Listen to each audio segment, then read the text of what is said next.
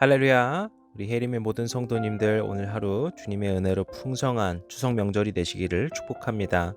9월 10일 토요일 아침 예배 주님 앞에 조용한 기도로 올려드리겠습니다. 풍성하신 은혜로 그 자비하심으로 함께하여 주시는 우리 주 아버지 하나님, 오늘 이 추석을 맞이하여서 주님께 이 아침 예배로 나오는 주의 성도들을 축복 가운데 함께하여 주시옵소서. 우리의 입술이, 우리의 마음이 오직 주님 한 분만을 경외하고 높여드리길 원합니다. 이 예배를 통하여서 주님 홀로 높임 받아주시고 주님께서 부어주시는 그 풍성하신 은혜를 마음껏 누릴 수 있는 이 시간이 되도록 주님 우리의 심령을 인도하여 주시옵소서. 오직 주님의 마음으로 주장하여 주시옵소서. 우리와 함께하여 주시는 우리 주 예수 그리스도의 이름으로 기도드렸습니다. 아멘. 시편의 찬양을 주님께 올려드리겠습니다. 시편 말씀 시편 113편 1절에서 4절까지의 말씀으로 주님께 찬양 올려드립니다. 할렐루야. 여호와의 종들아 찬양하라. 여호와의 이름을 찬양하라. 이제부터 영원까지 여호와의 이름을 찬송할지로다. 해 돋는 데에서부터 해 지는 데까지 여호와의 이름이 찬양을 받으시리로다. 여호와는 모든 나라보다 높으시며 그의 영광은 하늘보다 높으시도다. 아멘. 이제 우리에게 주시는 하나님의 말씀 함께 보겠습니다. 오늘 우리에게 주시는 하나님의 말씀은 에베소서 4장 25절부터 32절까지의 말씀입니다. 에베소서 4장 25절부터 마지막 절 32절까지의 말씀 다 찾으신 줄로 알고 우리 한 목소리로 함께 읽겠습니다. 그런즉 거짓을 버리고 각각 이웃과 더불어 참된 것을 말하라. 이는 우리가 서로 지체됨이라. 분을 내어도 죄를 짓지 말며 해가 지도록 분을 품지 말고 마귀에게 틈을 주지 말라. 도둑질하는 자는 다시 도둑질하지 말고 돌이켜 가난한 자에게 구제할 수 있도록 자기 손으로 수고하여 선한 일을 하라. 무릇 더러운 말은 너희 입 밖에도 내지 말고 오직 덕을 세우는 데에 소용되는 대로 선한 말을 하여 듣는 자들에게 은혜를 끼치게 하라. 하나님의 성령을 근심하게 하지 말라. 그 안에서 너희가 구원의 날까지 인치심을 받았느니라. 너희는 모든 악독과 노함과 분냄과 떠드는 것과 비방하는 것을 모든 악의와 함께 버리고 서로 친절하게 하며 불쌍히 여기며 서로 용서하기를 하나님이 그리스도 안에서 너희를 용서하심과 같이 하라. 아멘. 오늘은 에베소서 4장의 마지막 부분을 함께 나눕니다. 에베소서 4장은 계속해서 우리에게 교회로서의 실천을 이야기하고 있죠. 주님의 교회, 그리스도의 몸된 교회이자 자녀인 우리 성도들이 그런 교회로서 과연 어떻게 살아가야 하는가, 어떤 실천의 삶을 살아야 하는가, 그것을 알려주고 있습니다. 오늘 이러한 말씀을 가지고서 더욱더 깊이 오늘 말씀을 나누고자 합니다. 오늘 말씀을 보시기 전에 바로 전에 구절을 먼저 보시길 원하는데요. 이 앞에 구절을 보시면은 바울은 우리에게 새 사람을 입으라고 조언을 합니다. 이것은 우리가 유혹의 욕심을 따라 사는 삶을 벗어버리는 것이라고 또한 설명했습니다. 그렇게 우리의 심령을 새롭게 하는 것이 바로 새 사람을 입는 것이라는 말입니다.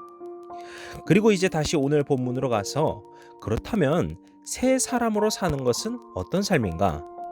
오늘 매일 성경의 제목과 같이 새 사람의 삶이란 무엇인가를 이제 설명하는 것이다 라고 보실 수 있을 것 같습니다.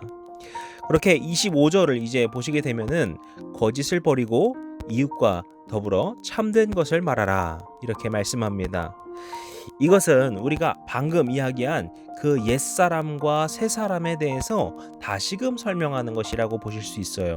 이게 무슨 말인가 하면은 앞서 보신 것처럼 옛사람을 버리고 새사람을 입는다 이렇게 말했죠. 그리고 25절을 보시면은 거짓을 버리고 참된 것을 말하라. 이렇게 두 가지를 비교해서 보시면 이 둘이 모두 하나 된 주제로서 말하고 있다는 것을 알 수 있습니다. 하지만 오늘 본문은 중요한 차이가 하나 있는데요. 바로 그 이웃과 더불어 참된 것을 말하라 이것입니다. 그러니까 세 사람의 삶이라는 그 거룩한 목적이 이제 나 한 사람을 넘어서 성도와 성도, 즉 교회 안에서 함께 이루어야 할 목표임을 이야기하는 것입니다. 우리가 교회 공동체에서는 서로에게 좋은 말만 해줘야 될 것처럼 생각하기도 합니다. 우리가 그리스도인이기 때문에 다른 사람에게 뭔가 좋은 말만 해줘야 된다 이런 생각을 한다는 것이죠. 하지만 이것은 우리에게 착각일 수도 있습니다. 오히려 그로 인해서 상대방에게 거짓 위로 때문에 오히려 그 사람의 진실을 마주하지 못하도록 할 수도 있습니다. 우리는 이 점에서 주의해야 합니다. 그래서 때로는 그 사람에게 단호하게 참된 것을 말해줄 필요가 있습니다. 좋은 게 좋은 거지 뭐 라고 넘어가는 것이 아니라 교회 공동체가 주 안에서 거룩한 목적을 향해 나아가기 위해서는 서로 새 사람으로 살 수 있도록 지켜봐주고 도와주고 그렇게 서로에게 참된 말, 새 사람의 삶으로서의 그 말을 조언을 해줄 수 있어야 한다는 것입니다. 그런데 이것을 조금 잘못 이해해서 적용을 하면은요, 이게 서로를 향해 비판을 하라는 건가? 이렇게 오해할 수가 있습니다. 이거 당신을 위해서 하는 말이에요. 당신을 위해서 제가 진실되게 하는 말입니다. 이런 식으로 오히려 진실된 말이 아니라 상처를 주는 말을 할 수도 있다는 것입니다. 그래서 우리가 이것을 볼 때 바울이 뒤에 달고 있는 그 중요한 단서를 분명히 봐야 됩니다. 그것이 무엇이냐면은 바로 우리가 서로 지체가 되었다라는 겁니다. 서로 지체가 된다는 말이 무슨 말일까요? 우리 주의 자녀들은 손과 발, 그렇게 몸으로서 하나 된 공동체라는 것입니다. 그렇게 생각해보면 이해하기가 쉽죠. 손이 아플 때는 손만 아플까요? 그것이 아니라 우리 모든 몸이 그 손의 아픔을 느끼는 것이죠. 발이 아플 때 또한 우리 모두가 함께 그 고통을 느낍니다. 그런데 손이 칼에 베어서 피가 흐르고 있을 때 저 손이 칠칠칠 못해서 그랬어 라고 해서 자기 손을 비난하는 사람이 있을까요? 그런 사람은 잘 없을 겁니다. 빨리 응급조치를 취하고 치료해서 그 손이 빨리 낫고 그 아픔을 가시기를 위해서 계속해서 노력할 것입니다. 그저 뒷짐지고 서로를 손가락질하면서 비판하는 것이 참된 것을 말하는 것이 아니고 한 몸으로서 서로의 문제를 해결하도록 서로의 상처를 치유할 수 있도록 진실되게 노력하는 것이 참된 것을 말하는 세 사람의 삶이라는 것이죠. 그래서 바울은 이미 이 4장 에베소서 4장 15절에서도 참된 것을 말하라는 이야기를 또 한 번 했었는데 그때도 사랑 안에서 참된 것을 말하라 이렇게 이야기했습니다. 그러니까 우리가 서로를 위해서 조언을 한다던가 우리가 선한 삶을 위해서 서로 노력하는 것은 누군가를 비판하고 혼내고 그러는 것이 아니라 우리가 서로 사랑 안에서 그것들을 북돋우며 위로하며 치유하며 격려하며 해나가야 되는 목표라는 것이죠. 이것이 우리가 주 안에서 한 몸으로서 지체로서 해야 할 본분입니다. 서로를 비판하는 것이 아니라 진심을 담은 사랑의 마음을 가지고서 그 상대가 상처받지 않도록 말을 가리고 조심하되 또 그러면서도 진실하고 또 분명한 말을 해줄 수 있는 그렇게 서로의 상처를 치료하고 위로하고 격려하여서 세 사람의 삶을 함께 이룰 수 있도록 나아가는 공동체가 되어야 한다는 것이죠. 우리가 우리 해림교회를 생각할 때 우리 각자의 또 믿음의 공동체를 생각할 때 우리도 이렇게 서로를 위하여서 함께 할 수 있는 그런 공동체가 되었으면 좋겠다. 이런 기도를 하시는 오늘 예배의 시간이 되시기를 축복합니다. 또 이어서 보시면은 분을 품지 말라라는 조언을 하고 있는데 그리고 이어서 27절에서 이런 이야기를 합니다. 27절 한번 같이 읽겠습니다. 마귀에게 틈을 주지 말라. 아멘. 여기서 이 틈이라는 단어는 헬라어 토포스라는 단어인데요. 이 뜻은 이 틈과 비슷합니다. 그러니까 어떤 공간이나 장소를 의미합니다. 마귀 사탄은 우리의 안에 있는 어떤 그 공간을 노리고 그 틈을 노려서 들여오려 한다는 것입니다. 그런데 그 공간이 무엇인가 우리 생각해 봐야 될 텐데요. 그것은 우리의 심령 안에 하나님이 없는 곳을 말합니다. 그렇기 때문에 그곳이 비어있는 곳이 되는 것이고 그곳을 마귀가 틈탄다라는 것이죠. 즉 우리의 심령을 주님의 은혜로 가득 채울 때 우리가 보호받을 수 있는 것이고, 반대로 우리의 심령이 주님의 은혜로부터 메말라 있을 때 우리가 사단의 공격에 취약해진다라는 것입니다. 우리가 주님의 백성으로 살아가고 행동하기 위해 무엇보다 중요한 것은 바로 우리의 마음의 공간을 마귀로부터 지켜내기 위해서 주님의 은혜로 끊임없이 채워야 하는 것입니다. 반대로 아까 앞서 말한 것처럼 분노에 휩싸인 상태, 누군가를 미워하고 있는 그 마음은 무엇일까요? 그것은 하나님께서 그 자리에 계실 수 없는, 즉 비어있는 공간이 되는 것입니다. 그렇기 때문에 그 공간, 그 틈으로 사탄이 우리를 공격해오게 된다는 것이죠. 따라서 우리는 스스로의 마음을 돌아보면서 우리 마음 가운데 주님께서 계시고 있는가, 우리가 주님의 은혜로 빈틈없이 가득 채워져 있는가, 우리의 스스로의 삶을 날마다 점검해 봐야 합니다. 그리고 또 이에 대해서 특별히 사도 바울은 더욱 놀라운 해법을 에베소 성도들 또 우리들에게 이야기해 주고 있는데요. 그것을 위해서는 악한 일을 그치는 것의 정도가 아니라, 그치는 정도로 끝이 아니라 오히려 역으로 선한 일까지 하는 것이 필요하다, 이것을 이야기합니다. 28절을 보시면은요, 도둑질하는 자가 나옵니다. 그리고 그 도둑질하는 자에게 다시는 도둑질을 하지 말라라고 이야기합니다. 그런데 보시면은요, 이렇게 도둑질을 하지 말라라는 것으로 끝나지 않습니다. 뒤에 보시면은 돌이켜 가난한 자에게 구제하라, 이런 말씀을 하고 있습니다. 도둑질을 그치는 정도가 아니라 이제 도리어 남을 위해서 그 자신의 것을 내어주는 것, 남의 것을 갈취해가는 삶에서 자신의 것을 내어주는 삶으로 완전히 뒤바뀐 삶을 살라라고 이야기하고 있습니다.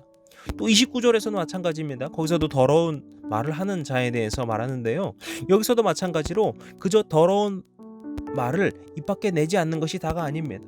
오직 덕을 세우고 선한 말을 하고 은혜를 끼치라.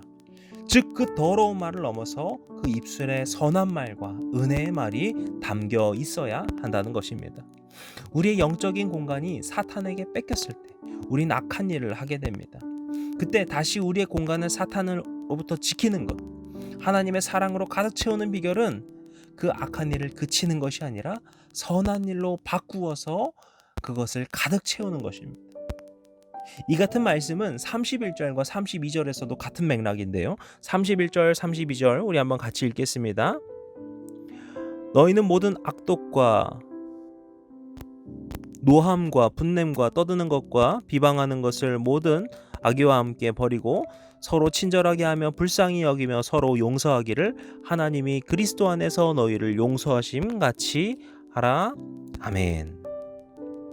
모든 악독과 노함과 분냄과 떠드는 것과 비방하는 등의 그 모든 악의 일을 버림과 동시에 그것을 버리는 것에 끝나지 않죠.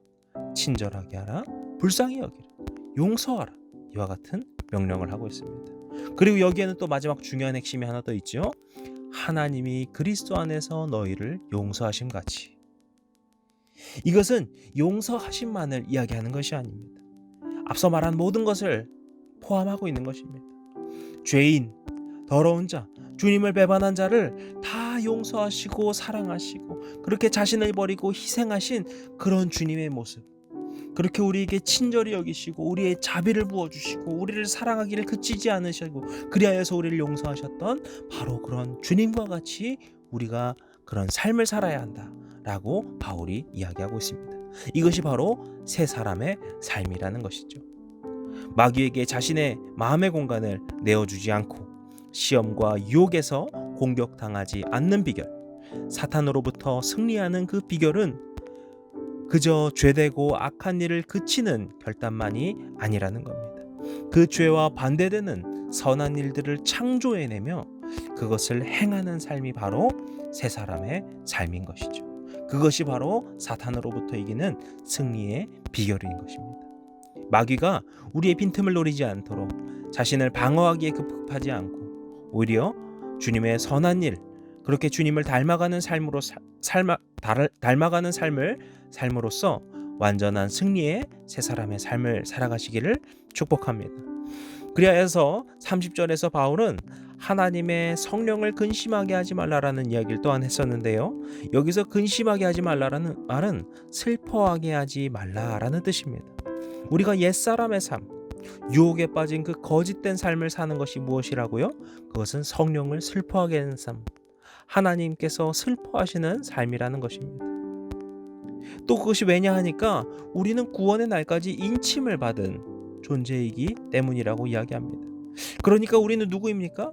주님의 자녀로, 구원의 백성으로 택함 받은 거룩한 존재라는 것이죠.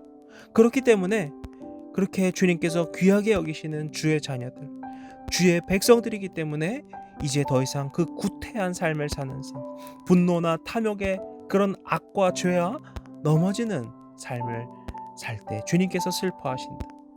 때문에 우리가 새 사람의 삶을 살아가야 한다라는 것이죠. 새 사람의 삶으로 살아가는 것은 하나님께서 기뻐하시는 복된 삶이고 구원받은 주의 백성이 마땅히 살아가야 할 책무이자 목적인 것입니다. 오늘 하루 우리 모든 성도님들께서 이와 같은 새 사람의 삶을 소망하시고 도전하시기를, 그렇게 살아가시기를 주님의 이름으로 축복합니다. 분노를 비롯한 모든 악한 모습으로부터 떠나는 삶, 우리의 심령에 주님의 은혜와 말씀으로 가득 채우는 새 사람의 삶을 입고 살아가실 때 우리의 삶이 주님의 기쁨에 되고 축복을 누리는 삶이 되실 줄로 믿습니다. 마귀 사탄으로부터 틈을 주지 않고 싸워 이기시는 그런 실천을 통하여서, 그런 실천의 삶을 통하여서 주님의 능력에 힘입어 살아가시는 온전한 승리를 이루시는 백성 되시기를, 자녀들 되시기를 주님의 이름으로 간절히 축복합니다. 기도하시겠습니다.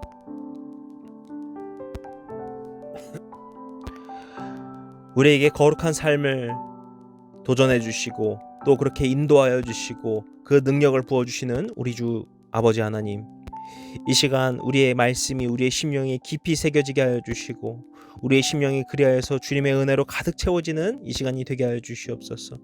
그리하여서 그 능력에 힘입어서 오늘 우리가 주님을 닮아가는 주님의 모습을 이루어가는, 그렇게 실천을 행하는 새 사람의 삶을 살게 하여 주시옵소서.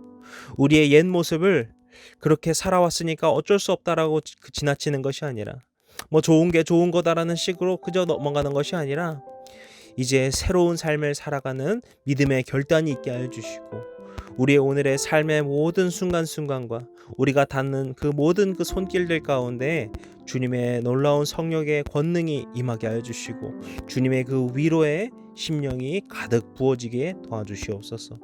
오늘 하루를 주님께 온전히 맡겨드리고 주님께서 평안한 삶으로 인도하여 주실 것을 간절히 믿사오며 이 모든 말씀 예수님의 이름으로 기도드렸습니다. 아멘. 이제 주기도문으로 오늘 예배를 마치고 또 각자 기도하시고 또 하루의 삶을 살아가시기를 원합니다. 주기도문으로 오늘 예배를 마치겠습니다.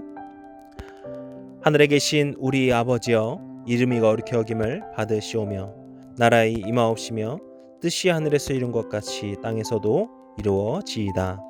오늘날 우리에게 일용할 양식을 주옵시고 우리가 우리에게 죄 지은 자를 사하여 준 것 같이 우리 죄를 사하여 주옵시고 우리를 시험에 들게 하지 마옵시고 다만 악에서 구하옵소서. 나라와 권세와 영광이 아버지께 영원히 있사옵나이다. 아멘.